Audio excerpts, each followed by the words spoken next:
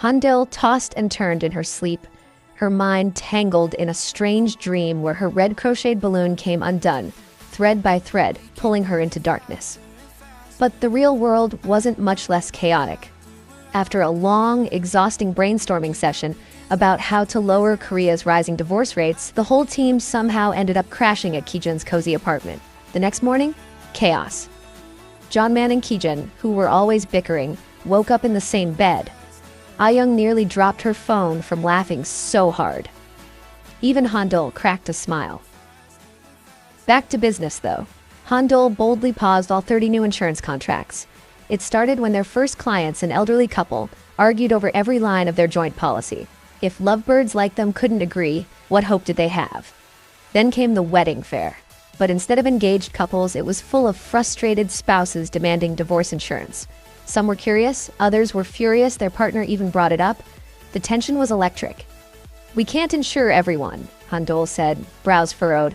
"We need couples who are least likely to split up. 0% divorce rate. That's our goal." The challenge? Predicting the unpredictable. Love. That night's sleepover had its own drama. Ah-young, originally planning to crash at Han Deul's place, overheard Gi Jun on a late-night call. His soft, sweet voice made her wonder, was this famously single man actually taken? As the team trained an AI to screen potential clients, they had to work with Oh Jong-do, the most annoying colleague ever. But the AI needed remarried case studies, and Jong-do fit the bill. Grudgingly, they let him help. Still, some data made no sense. Daebok's marriage looked dull and stable. Gi Jun's file marked multi-divorcee. And that label haunted him. A memory flashed in his mind. His sister Jinju, tired and sad, confessing she wanted a divorce. Back then, Gi Jun had tried to talk her out of it. Too optimistic, too naive. She left, unfinished green knitting in her lap, her heart unheard. Despite the CEO's doubts and Na Rae's silence, something shifted. All the skeptical couples returned for screening. The office buzzed with emotions. Arguing couples, lovebirds finishing each other's sentences, and even public displays of affection. Progress. Even the elderly couple finally signed their policy, until Jeon Man made a terrible joke about canceled weddings. Offended, they stormed off, until Gi Jun charmed them back with heartfelt words and got invited to the wedding. Meanwhile, Na Rae and the CEO schemed in secret, plotting to take credit for the divorce insurance launch. But the team was too busy celebrating. 30 couples successfully insured. Daebok was glowing. Later that evening, Gi Jun bumped into Han Deul near the trash bins, a weirdly romantic spot. He worried, "Did we make happy couples doubt each other?" Han Deul smiled softly. "We're just offering a safety net. Love, it's always uncertain."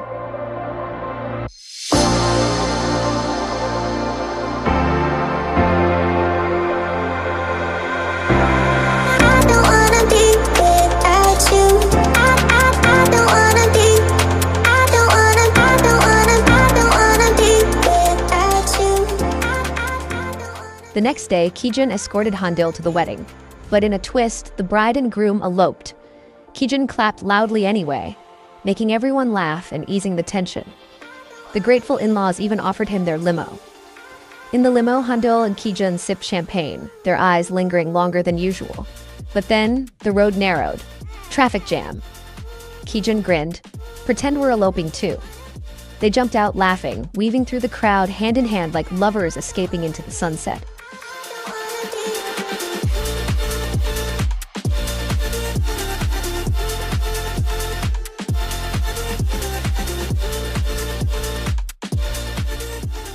But not everything was perfect.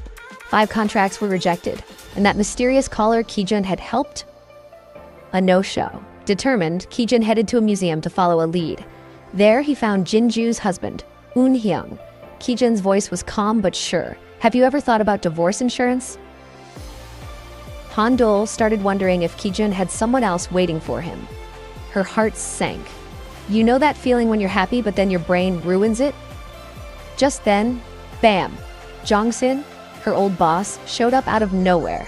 They ended up having this cozy dinner, like old times. Jong-sin was so warm and supportive, cheering Han Deul on for having the guts to start over and create that divorce insurance thing. There was a bit of sadness in her eyes, but she was genuinely proud. Meanwhile, Gi Jun was talking with his buddy Eun Hee-young, encouraging him to sign up for Han Deul's insurance. Eun Hee-young was still drowning in guilt over his wife, Jin Ju's death.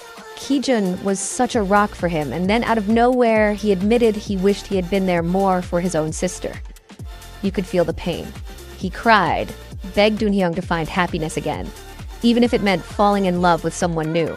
Somewhere else in town, in a random laundromat, Jeon Man was chilling when Na Rae, this whirlwind of a woman, crashed into his piece by washing a teddy bear, which exploded into fluff everywhere.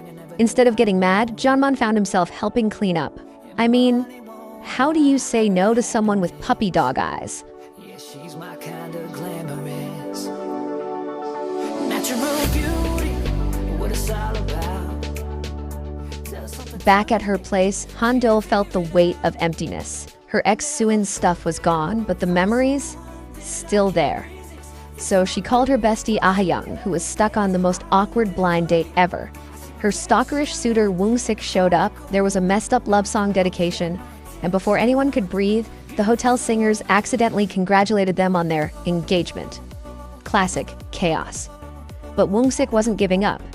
He even busted out a surprise dance just to win Ah Young over. She sprinted. Then fate stepped in.